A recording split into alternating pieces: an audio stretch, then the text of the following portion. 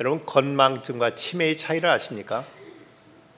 의학적으로는 건망증은 어떤 잊어버렸던 사실을 다시 깨우쳐 줄 때 그랬지 하고 과거에 잊었던 기억을 되살아나면 이건 건망증이고, 그것을 과거에 이런 일이 있었다는 것을 일러줘도 전혀 기억이 나지 않으면, 아무런 기억이 남아있지 않으면 이건 치매라고 합니다.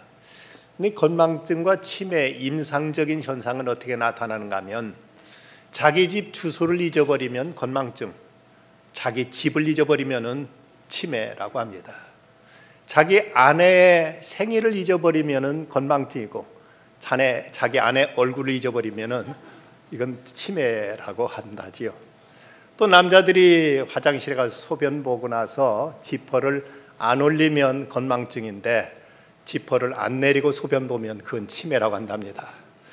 건망증이 심해지면 사람들이 더 걱정이 늘어나고, 치매가 심해지면 아예 걱정이 없어져 버린다는 이런 말도 있습니다. 이런 현상은 이건 하나의 육체적인 질병이기 때문에 이런 인간의 기억력이 상실로 나타나는데, 그러나 이보다 어떤 면에 더 무서운 것은 지난날의 소중한 전통과 가치들을 의도적으로 잊어버리고 이것을 망각해버리는 것, 이것은 어쩌면 더 무서운 폐해일 수도 있습니다. 성경에서는 40년을 한 세대, 제네레이션이라고 이렇게 부릅니다. 그런데 우린 지난 40년 동안 세상이 얼마나 바뀌었는가. 40년 전 부모들이 자식에게 타이르던 말과 요즘 부모들이 자식에게 타이르는 말이 이렇게 바뀌어졌다고 합니다. 40년 전에는 학교에서 선생님께 맞을 짓 하지 말아라 하고 이렇게 타일렀는데, 요즘은 선생님이 때리면 핸드폰을 찍어가지고 경찰에 신고하라고 이렇게 말한다고 하지요. 요즘은, 옛날에는 어른들이 묻거든 공손하게 대답해라고 이렇게 가르쳤는데, 요즘은 수상한 어른 말은 절대로 믿지 말아라고 이렇게 가르친답니다. 40년 전에는 힘들어하는 친구를 만나면 잘 도와주라고 했는데, 요즘은 친구 도울 시간 있으면 내 공부나 해라고 가르친다고 하죠. 40년 전에는 혼전 이성 교제를 삼가라고 하는데, 요즘은 혼전 임신을 삼가라고 이렇게 말한답니다.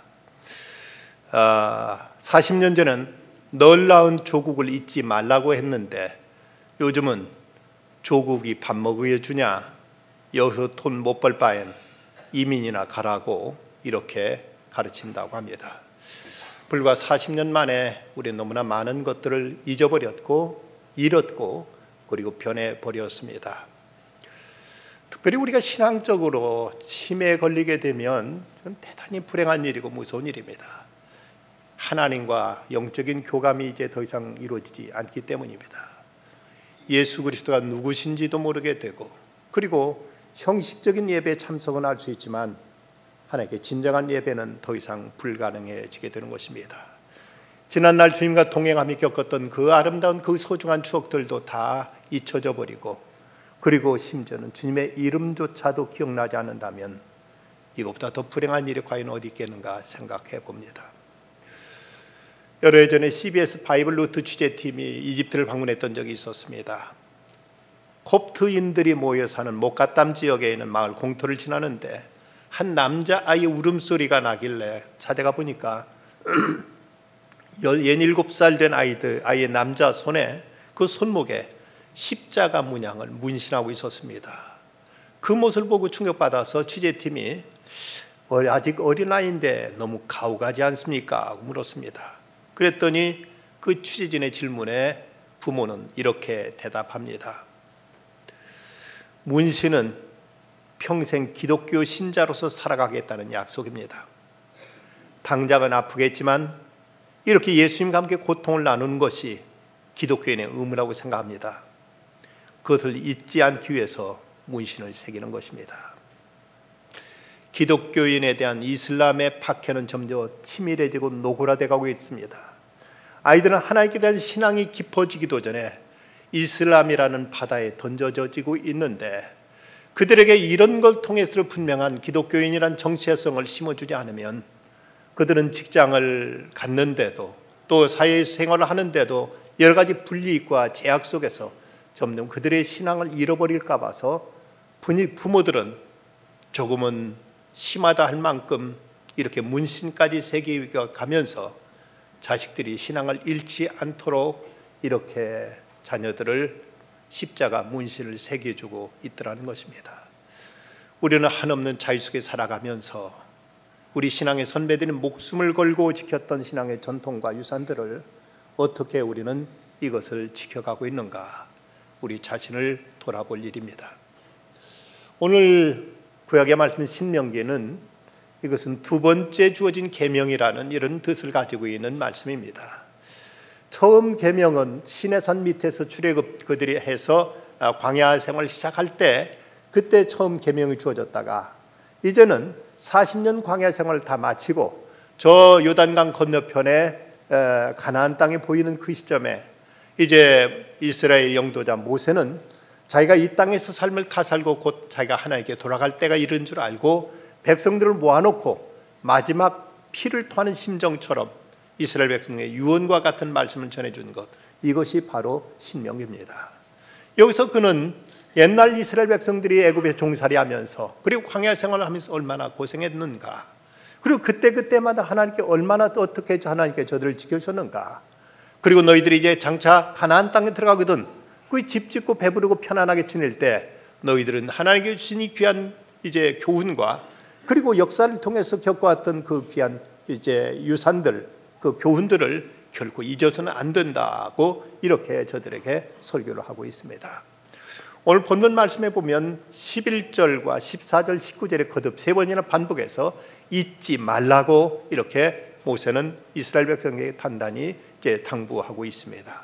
그렇다면 이스라엘 역사를 통해서 저들이 봤던 교훈 가운데 잊지 말아야 될 그 교훈이 있다면 그게 무엇일까?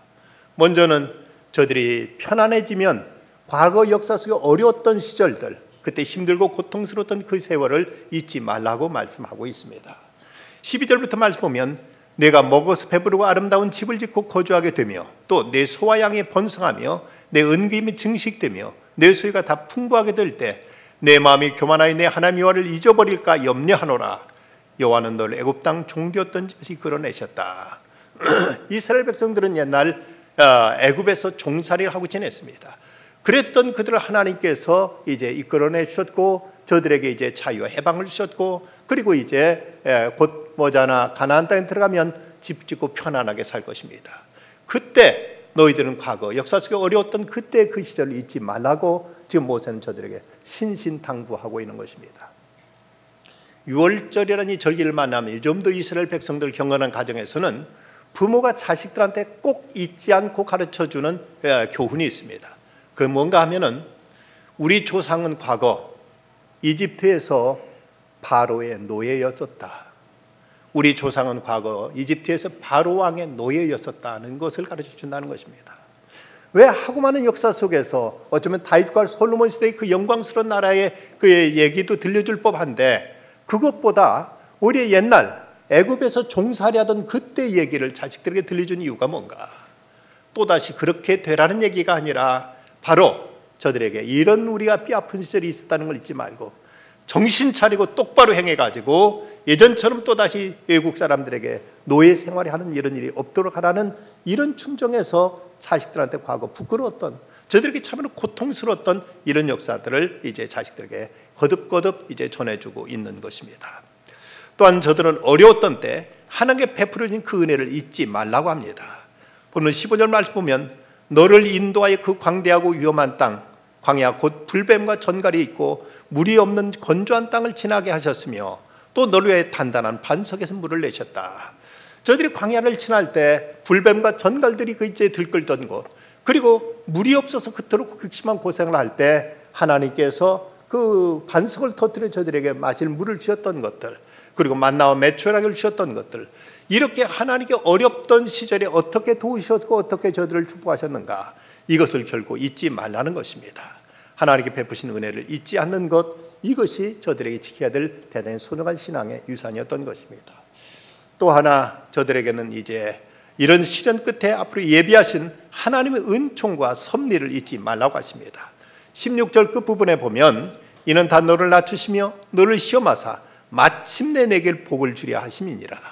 하나님께 이스라엘 백성들이 이런저런 고난과 역경을 주었지만, 그러나 그 하나님의 근본 의도는 이런 이제 시련 끝에 하나님께 저희들을 이 성민다운 이 백성들로 이제 하나님께서 저들을 성숙케 하시고 온전케 하신 다음에, 그래서 그때 하나님께 저희들의 복을 주시기 위해서 이런 고난과 연단을 주셨다는 것입니다.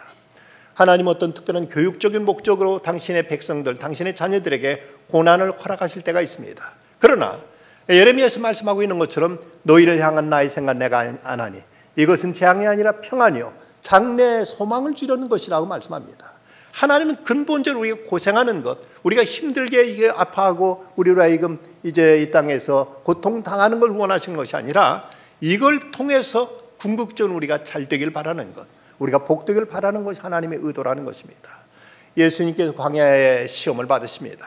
공생애를 시작하기 전 광야에서 40일 동안 예수님께 금식하시며 마귀한테 시험을 받으셨습니다. 그런데 그때 시험이 끝났을 때 어떤 일이 있었는가에 대해서 마태복음 4장 11절에 보면 이에 마귀는 예수를 떠나고 천사들이 나와서 수종드니라. 마귀는 떠나고 천사들이 찾아와서 예수님을 수종들었다고 이렇게 기록하고 있습니다. 고난의 사람 욥의 경우도 그가 숱한 고생을 겪었지만, 그러나 그의 말년에 보면은 욥기 42장 12절 이후의 말씀 보면 여호와께서 욥의 말년에 욥에게 처음보다 더 복을 주시니 이는 그가 양 14,000과 낙타 6,000과 소 1,000결이와 암나귀 1,000을 두었고 또 아들 7과 딸 셋을 두었다.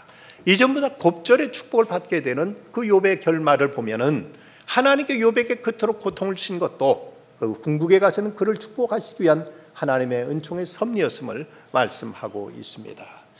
우리는 하나님께서 우리에게 때로는 고난과 시련을 주시는 이유가 무엇인가를 우리가 깊이 생각해야 됩니다.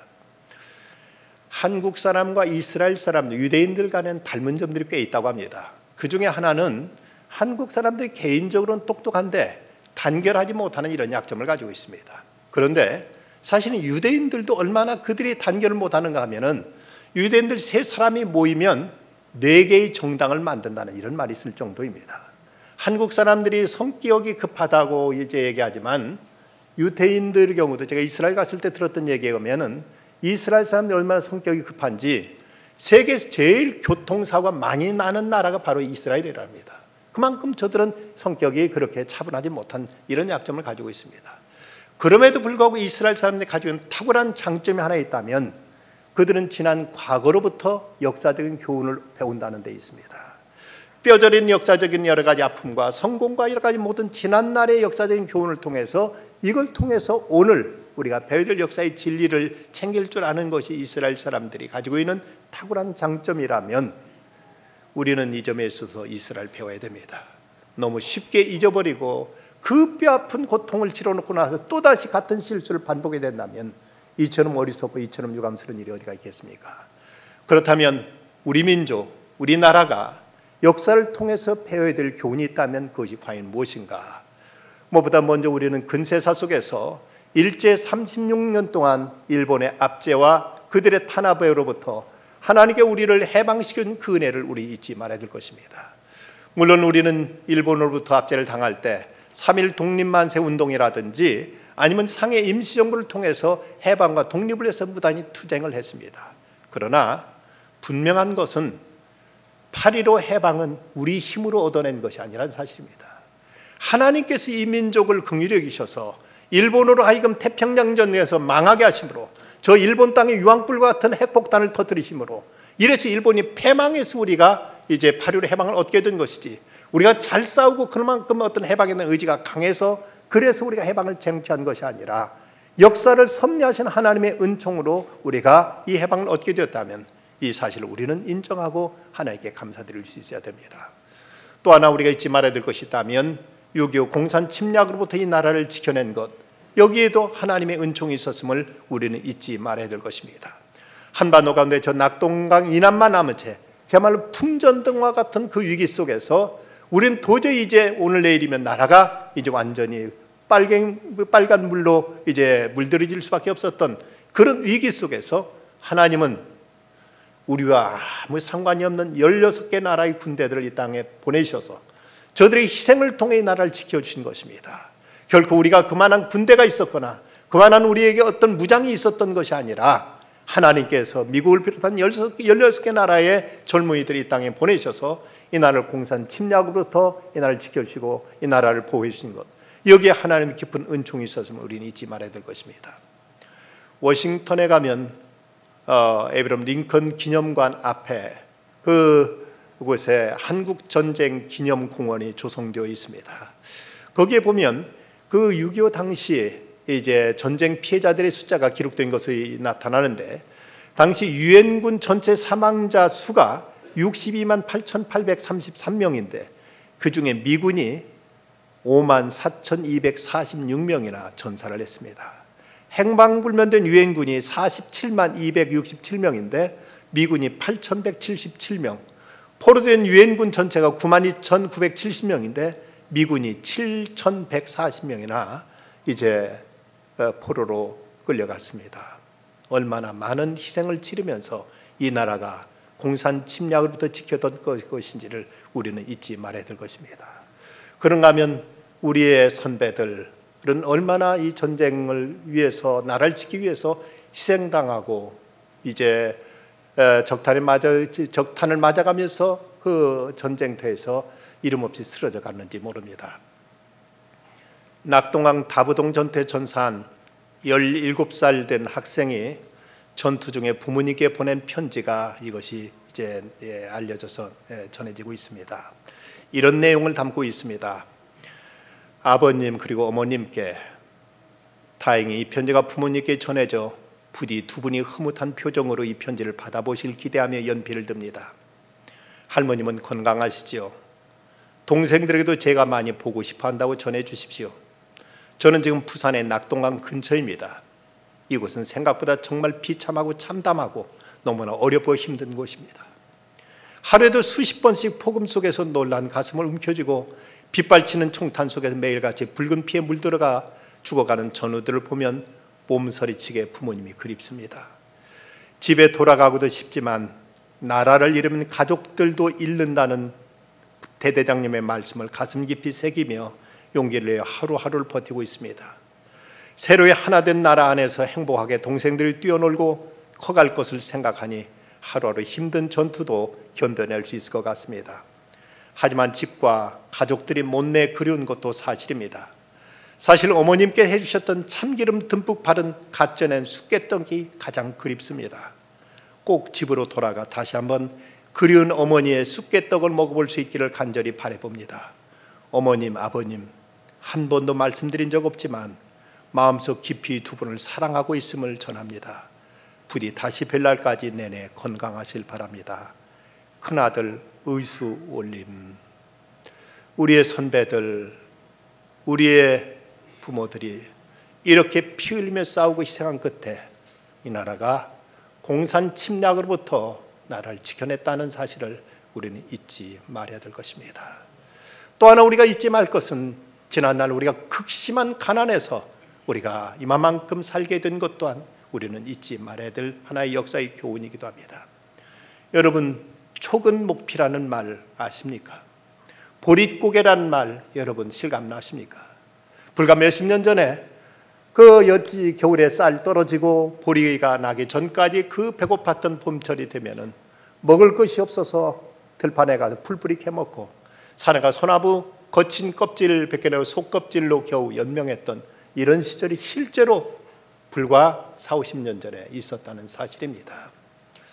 이런 그 가난 속에서 우리가 지금 어떻게 살고 있습니까? 지금 경제 위기라고 사람들은 얘기합니다만은 그래도 1년이면 쌀이 남아 돌아서 이걸 어떻게 보관해야 될지, 이걸 어떻게 소비해야 될지를 몰라서 정부에서는 지금 이것 때문에 고심하고 있습니다. 뿐만 아니라 1년에 수백만 명씩 해외여행을 다니고 대학생들 가운데 해외 어학연수를 다녀온 학생이 이제 없을 만큼 이렇게 자유스럽게 애국을 나다닐 만큼 이렇게 우리는 잘 살고 있습니다.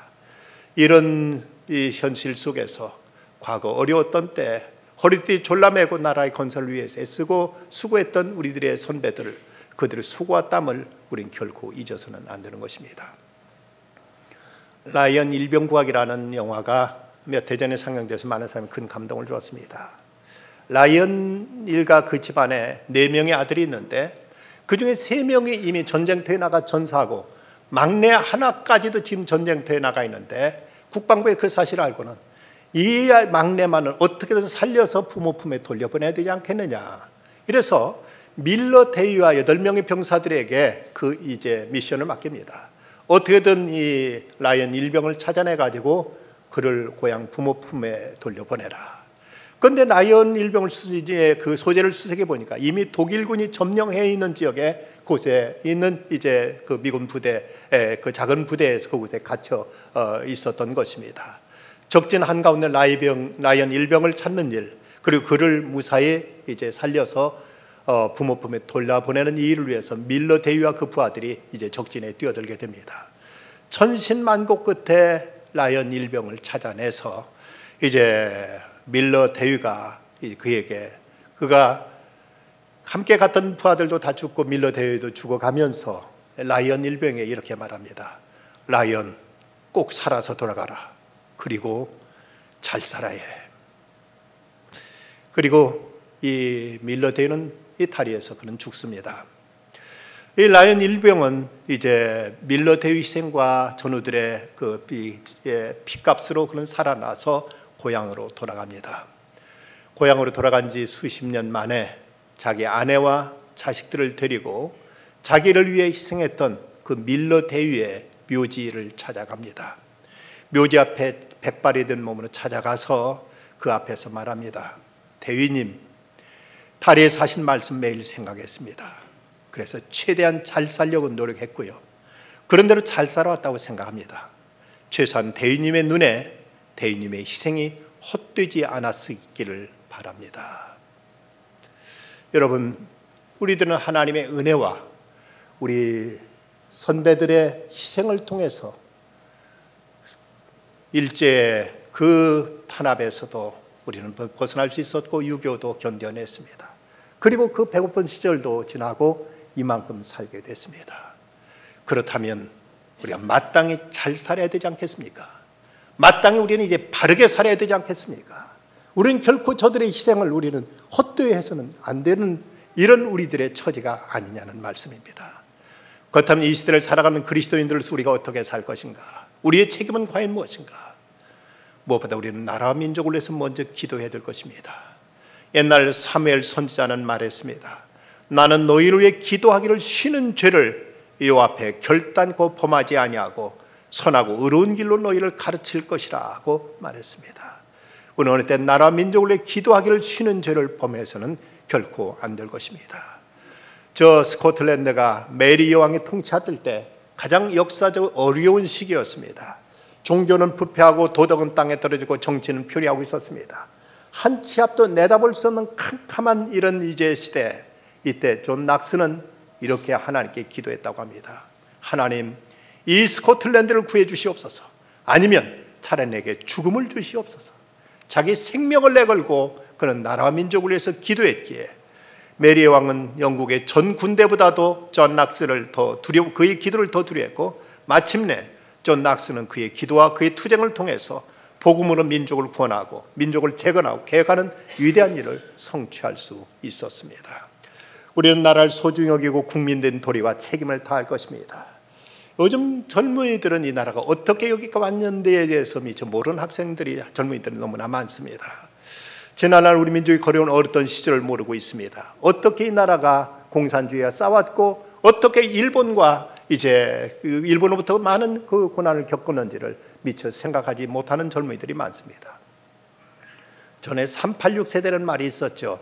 30대, 80년대 학번, 그리고 60년대 태어났던 사람을 386 세대라 불렀습니다.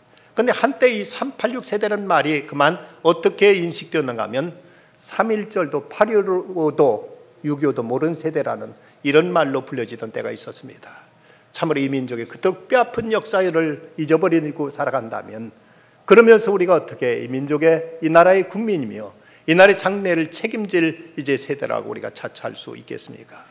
그런데 참으로 이제 안타까운 것은 이 나라 벌써 국민들 가운데 70%가 6.25를 경험해보지 않았고 80%가 일제 그들의 통치를 겪어보지 않은 사람들입니다. 이러니 점점 민족에 대한 이 역사에 대한 아무런 이제 통찰력 없이 이제 우리가 이 나라의 앞으로의 주역이 될 때 과연 앞으로 어떻게 나라가 어떻게 될 것인가를 염려하지 않을 수가 없습니다. 그러기에 이제 그것을 경험했던 30% 내지 20%의 세대들은 이걸 다음 세대들에게 가르치고 전해야 될 이런 책임이 있다는 것입니다. 지난 1967년 이스라엘과 이집트 간에 있었던 6.1 전쟁 때 저 미국에 있는 어느 하숙집에서 그곳에 하숙하고 있던 이스라엘 학생과 이집트 학생이 모두 한날에 없어져 버린 말이고 어디 갔는가 수소문해 보니까 이집트 학생은 나라를 위해 싸우겠다고 본국으로 돌아갔고 이스라엘 학생은 나라 돌아갔고 이집트 학생은 혹시 전쟁터에 있으니 자기 징집 영장 날라올지 모른다고 우리가 숨어버림으로써 둘 다 없어져 버리고 말았다는 것입니다. 당시 이스라엘 민족은 300만이었고 이집트는 1억이 넘는 대국이었는데 불과 일주일 만에 전쟁은 끝나버리고 말았습니다. 그때 이집트의 곡사포가 이스라엘 전투기 한 대를 이제 떨어뜨렸습니다. 그래서 그 비행기가 추락한 곳에 가봤더니 놀랍게도 그 비행기를 조종한 조종사는 만삭이 된 임신부더라는 것입니다. 이걸 보고 이집트는 더 이상 싸울 전의를 잃어버리고 그만 항복해버리고 말았다는 것입니다. 온 나라를 위하는데 여기서 남녀노유가 따로 있을 수 없습니다. 우리는 결코 이 나라와 민족을 위해서 이제 우리들의 해야 될 책임을 잊는 일은 결코 없어야 될 것입니다. 또한 우리는 민족의 전통을 소중히 여기고 국가를 위해 희생한 인들을 잘 받들어야 될 것입니다. 나라를 위해 희생당한 이들의 숭고한 뜻을 마음에 새기고 저들의 그 피 흘림이 결코 헛되지 않도록 우리는 이 나라를 위해서 우리 본분과 책임을 다할 것입니다. 저 강동구 길동에 가면 보훈병원이 있습니다. 그곳에는 지금도 지난 6.25 때 다쳤던 상용사들이 지금도 그곳에서 아직까지도 치료받고 있는 사람들이 있습니다. 나라를 위해서 이제 피 흘리며 싸웠던 많은 사람들이 그곳에서 지금까지도 가려 중에 있습니다. 그들을 돌보고 그들의 이제 희생을 우리는 소중히 여기고 이것을 잘 받들 수 있어야 될 것입니다. 미국은 9월 16일을 전쟁 포럼이 실종자 추념일로 지정하고 전 세계 미군 전사자와 유해를 찾아서 모국에 안장하기 위해 온갖 정성을 다 쏟고 있습니다. 로널드 레이건 대통령이 그가 재임 시절 성조기 아래서 벌어진 전쟁에 참전했던 미귀한 포로와 실종 고인들을 기억하는 그 행사에서 이런 말을 했습니다. 우리 미국은 모든 유해와 실종자를 찾을 때까지 당신들을 결코 잊지 않을 것이다. 미국은 6.25 때 북한 지역에 싸우다가 이제 이름 없는 들판에서 묻힌 미군들의 유해 한 구를 거기서 찾아오는데 얼마의 비용을 북한에 주면서 그 유해 뼈 조각 몇 개를 가져오는가 하면 10만 달러 1억 원 이상을 쏟아가면서 아직도 저 북한에서 미군들의 유해를 찾아오는데 저들은 온갖 심혈을 다 기울이고 있습니다. 열흘 전 코소보 사태로 유고군의 포로 잡혔다가 풀려난 한 미군 포로가 그것이 미국의 천신만고 그때 그 병사를 이제 그곳에서 이제 데려옵니다. 미군기 군용기로 미국 땅에 내리던 순간 그는 이런 말을 했습니다. 조국이 명하면 나는 다시 코소보로 가러가겠다. 이렇게 조국이 나를 잊지 않고 나를 이제 구출하기 위해서 이렇게 애썼다면 이제 조국이 명하기만 하면 나는 지금이라도 그 땅에 다시 돌아갈 이제 의지가 있다고 이렇게 말했던 것입니다. 우리는 국가의 소중함과 그리고 우리 선배들이 나라를 위해서 어떻게 싸웠고 어떻게 지켜냈는가를 결코 잊어서는 안 될 것입니다. 무엇보다 우리는 하나님의 은혜, 이 민족을 하나님의 은총의 섭리를 잊어서는 안 될 것입니다. 예수 그리스도의 그 희생과 피값을 결코 우리는 잊어서는 안 될 것입니다. 아이작 뉴턴이 그가 늙어서 이제 건망증이 심해졌을 때 자기 이름도 모르고 자기를 찾아 인사하는 제자들도 이제 몰라봤습니다. 그 모습을 보고 안타깝게 여겼던 제자들이 물었습니다. 선생님, 도대체 선생님 지금 뭘 기억하고 있습니까? 이때 아이작 뉴턴은 이런 유명한 말을 합니다. 내가 죄인이라는 사실과 예수 그리스도가 나의 구세주라는 사실 이것만은 아직도 잊지 않고 있다네. 내가 죄인이라는 사실과 예수 그리스도께서 나의 구세주가 된다 사실 이것만은 잊지 않고 있다네. 어떤 일이 있더라도 우리가 잊지 말아야 될 것, 명심할 것, 이것만은 우리가 마음속 깊이, 뼛속 깊이 우리는 새겨야 될 것입니다. 사람들이 애완동물을 키우는 중에 고양이와 강아지를 키우는 사람들이 많은데, 그런데 고양이를 키우기 훨씬 더 어렵고 까다롭다고 합니다. 그 이유는 그들의 성격 때문에 그런데, 강아지는 주인이 10번을 잘못하다가도 한 번 잘해준 것을 기억하고 와서 꼬리를 치고 주인에게 품에 안기는데, 고양이는 10번 잘해주다가 한 번만 잘못하면 그것을 기억하고는 앙칼지게 주인한테 또 발길을 핥히거나 아니면 달아나 버린다고 합니다. 신자들 중에도 고양이형 신자가 있고 강아지형 신자가 있다고 합니다. 여러분 어떻습니까? 하나님 베푸신 그 모든 은혜 다 잊어버리고 한 가지 섭섭한 것 때문에 교회 안 나가, 내가 무게 집사 뭐 자꾸 이렇게 쉽게 삐지는 교인이 있는가 하면은 많은 상처와 아픔이 있어서도 베푸신 은혜 잊지 않고 이것을 마음속에 깊이 새기는 이런 형의 신자입니까? 김소은 씨가 쓴 가난한 날의 행복이라는 이런 실화를 이야기가 있습니다. 어느 중로 여인에게 들은 이야기다. 여인이 젊었을 때 했다. 남편이 거듭 사업에 실패하자 이들 여인은 갑자기 가난 속에 빠지게 되고 말았다. 남편은 다시 일어나 사과 장사를 시작했다. 서울에서 사과를 싣고 춘천에 갔다 넘기면 다소 이윤이 생겼다. 그런데 한 번은 춘천을 떠난 남편이 이틀이 되고 사흘이 되어도 돌아오지 않았다. 제날에 돌아오기는 어렵지만 이틀째는 틀림없이 돌아온 남편이었다. 아내는 기다리다 못해 다섯째 되는 날 남편을 찾아 춘천을 떠났다. 춘천에만 닿으면 만나려니 했다. 춘천의 손바닥만하게 알았나 봤다. 정말 막막하다 했다. 하는 수 없이 여관을 뒤졌다. 여관이라 여관 모조리 다 뒤졌지만 그 일은 없었다. 하룻밤을 여관에 뜬 놈을 세우고 이튿날 아침 문득 그의 친구 한 분이 도청에 계시다는 생각이 나서 그분을 찾아 나섰다. 가는 길에 혹시나 하고 정거장에 들려봤더니 매표기 앞에 늘어선 줄 속에 남편이 서 있었다. 아내는 너무나 반갑고 원망스러운 말이 나오지 않았다. 트럭에다가 사과를 싣고 춘천으로 떠난 남편은 가는 길에 사람 몇을 태웠다고 했다. 그들은 사과 가마니를 깔고 앉는 바람에 사과가 상해서 제값을 받을 수 없었다.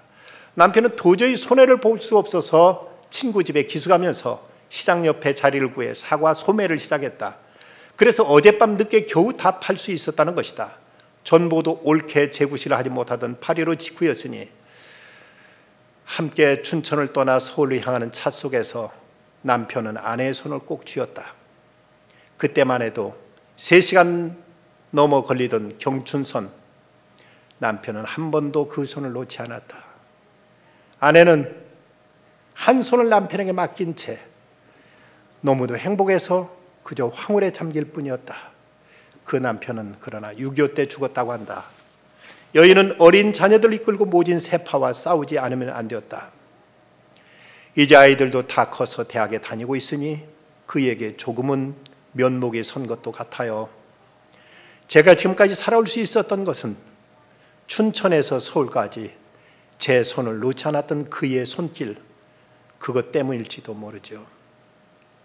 여러분, 지금까지 우리가 나올 수 있었던 데는 우리의 손 잡아준 주님의 손길 때문이 아니겠습니까?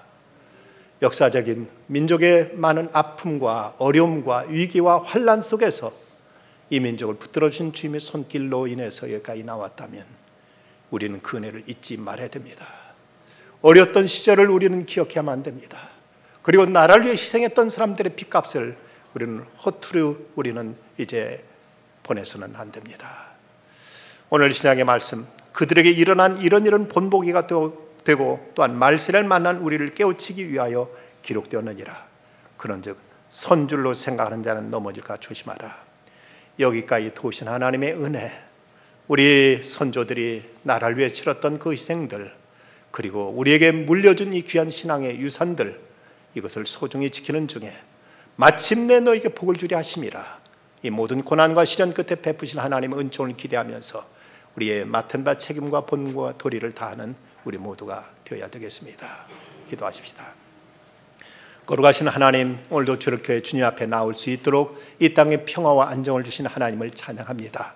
어려웠던 역사, 어려웠던 시절이 있었지만 우리 주님의 은혜와 우리 믿음의 선배들의 희생과 나라를 위해서 이제 피 흘린 저들의 희생이 있어서 이 나라가 이만큼 되었사오니 하나님이여, 이 역사를 통해 교훈하신 하나님의 섭리를 깨닫게 하여 주시고 저희들이 희생을 결코 헛되이 하지 않게 하여 주시옵시며 이 시대에 저희들이 감당해야 될 국민된 도리와 또 신앙인으로서의 저희들의 책임을 잘 감당하여 이 나라를 하나님께 기뻐하시는 복된 나라를 세워가는데 저희들의 진력을 다하게 하여 주시옵소서. 우리 주 예수 그리스도의 이름으로 기도드리옵나이다. 아멘.